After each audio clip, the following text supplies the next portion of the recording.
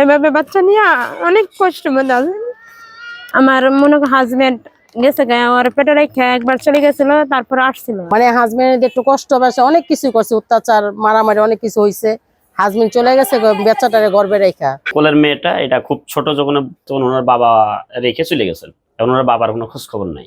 আমার মনে হাজবেন্ড গেছে ওর পেটে রেখে একবার চলে গেছিল, তারপর আসছিল। আসার পরে এখানে ছিল 1 মাস, থাকার পরে উনি চলে গেছে। উনি চলে যাওয়ার পরে আমি ওরে নিয়ে অনেক কষ্টে দিন কাটাইতেছি। এভাবে বাচ্চা নিয়ে অনেক কষ্ট মধ্যে আছে। এটা ভাই আমিও বলতে পারতেছি না কেন উনি চলে গেল, তাও বলতে পারতেছি না। তো হঠাৎ করে উনি চলে গেছে। আচ্ছা, আপনার হাজবেন্ড কি করতেন?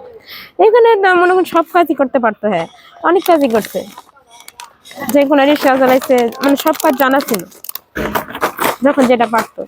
বাচ্চাটা হ্যার সাথে যে সময় হ্যার বিয়ে হয়, বিয়ে হওয়ার পরে মনে করেন হাজবেন্ডে অনেক কষ্ট দেওয়ার পরে হাজবেন্ডে চলে গেল গা বাচ্চাটার গর্ভে রেখাই। এই বাচ্চা মনে করেন এই গর্ভে রেখে অনেক কাজ করছে, মানে হাজবেন্ড একটু কষ্ট পাইছে, অনেক কিছু করছে, অত্যাচার মারামারি অনেক কিছু হয়েছে। হাজবেন্ড চলে গেছে বাচ্চাটারে গর্ভে রেখা। আপনার যে হাজবেন্ড ছিল সে সম্পর্কে কিছু সে জানি না, আমি কিছু জানি না, কিন্তু আমি দেই যাই। হ্যাঁ, বিষয় হচ্ছে যে ওনার বিয়ে হয়েছে, ওনার হাজবেন্ডও একসময় ছিল, মাঝখানে ওনারে রেখে চলে গেছেন। ওনার একটা ছেলেও আছে, হয়তো আমাদের জানা মতে আমরা জানি যে সেই ছেলেটা আমরা দেখছি, কিন্তু এখন বর্তমান শুনছি এতিমখানায় ভর্তি। এতিমখানা থেকে এফজুল লেখাপড়া করতেছে। আর এই যে কোলের মেয়েটা এটা খুব ছোট, যখন 6 মাসের সময় বোধ, এরকম 5 মাস 6 মাস যখন বয়স, তখন ওনার বাবা রেখে চলে গেছেন। এখন ওনার বাবার কোনো খোঁজ খবর নাই।